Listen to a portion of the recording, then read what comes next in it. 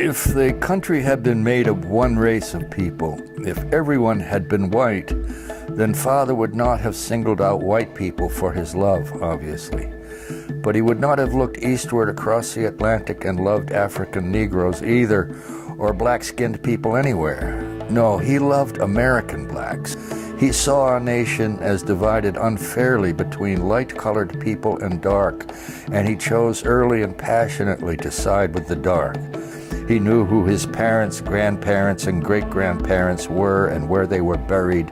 His children and wife would never be taken from him by another man. He was a white man, and he knew it.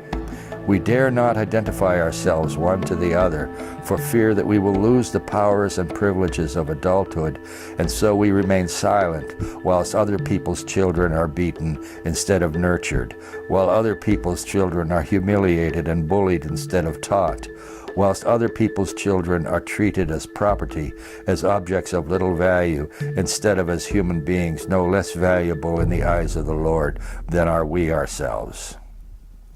Yeah, John Brown, I came to early on. And in a way, he pulls together a number of threads, a number of lines of inquiry and interests that cross over about a 20-year period of my life. Because it was the late 60s, he was also heroic to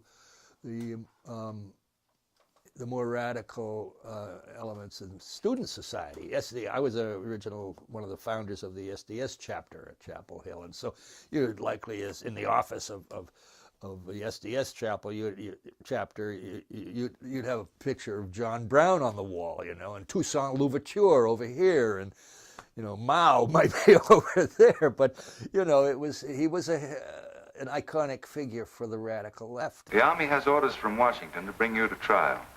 I hope that if I came face to face with you first, a lot of unnecessary bloodshed might be avoided, for your men and mine. Were you innocent enough to think that I would surrender myself to you without a fight? I hope that you might consider yourself innocent enough to do that. Half of the people in America believe in your theory. A lot of them even condone your methods. That'll guarantee you a public trial. Fool. I'm not on trial, but the nation itself. Are you too stupid and blinded by a uniform to see what I see? A dark and evil curse laying all over this land. A carnal sin against God.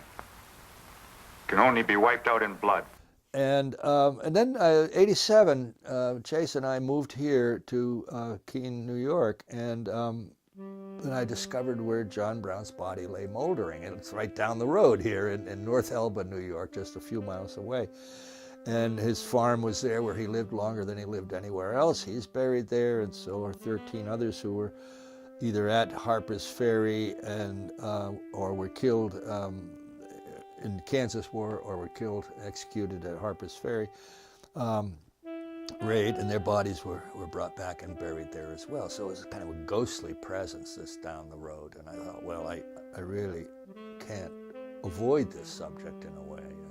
It goes to the heart of racial history in America, which by then I had come to believe was, in a sense, the central narrative for America. The American imagination is so deeply entwined with the history of race, and it's very difficult to separate them, almost impossible to separate them. And Brown was right there, where all that material comes to a knot. It's all tied together.